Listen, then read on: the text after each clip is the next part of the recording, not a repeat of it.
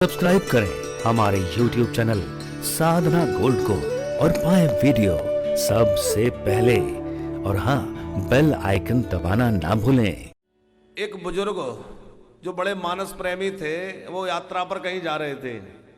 उनका अभ्यास था कि जहां भी जाएं मानस का गुटका साथ में ले जाएं और अवसर मिले तो मानस पाठ करने लग जाएं।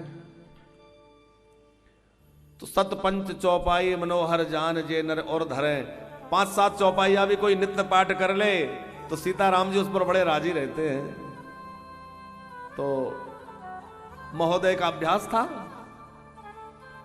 अब वो रेलवे स्टेशन पर बैठे, ट्रेन के आने में कुछ देर थी, तो उन्होंने सोचा कि जब तक रेलगाड़ी आने में विलंब है तो क्या यहां वहां की बातें करना, अपना गुटखा खोलकर रामचरितमानस का बैठ गए, थोड़ा पाठ करने लग गए। अब वो पाठ कर रहे थे, तब तक एक नव दंपत्ति, अभी अभी शादी हुई, कहीं घूमने जा रहे होंगे, उन्होंने पाठ करते देखा तो उलाहना दिया, क्या रामायण पढ़ने बैठ जाते हो? बरसों बीत गए इसी को पढ़ते पढ़ते, दुनिया कहां से कहां पहुंच गई, लोग चांद पर पहुंच गए और तुम अभी रामायण लेकर बैठे हो।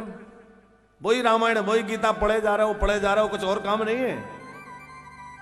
अब वो बुजुर्ग क्या कहें, नया जोश से जल्दी किसी बात को स्वीकार तो करेगा नहीं। ठीक है, वो अपना मस्ती में पाठ करते रहे। थोड़ी देर बाद रेलगाड़ी आई और दोनों रेलगाड़ी में बैठ गए। कौन? वो दोनों पति पत्नी भी उसी रेलगाड़ी में चढ़ना था और वो बुजुर्ग को भी उसी गाड़ी में चढ़ना था।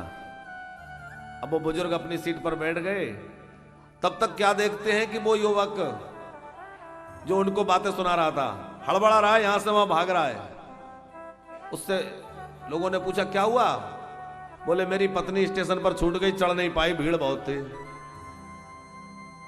जल्दी जंजीर खींचो, पत्नी को चढ़ाना है। जैसे तैसे ट्रेन रुकवाई गई और जंजीर खींच करके गाड़ी रुकी, पत्नी को चढ़ा लिया। सामने ही बैठा था।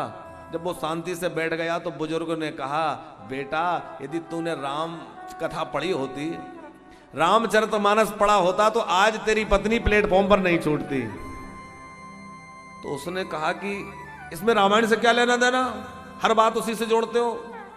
बोले बेटा हमारी राम कथा में लिखा है कि जब राम जी नाव में चढ़े केवट की, तो केवट की नाव में पहले जानकी को चढ़ाया, फिर राम जी चढ़े हैं। प्रियई चढ़ाई चढ़े रघुराई, प्रियई चढ़ाए चढ़े रघुराई, पहले जानकी जी को चढ़ाया।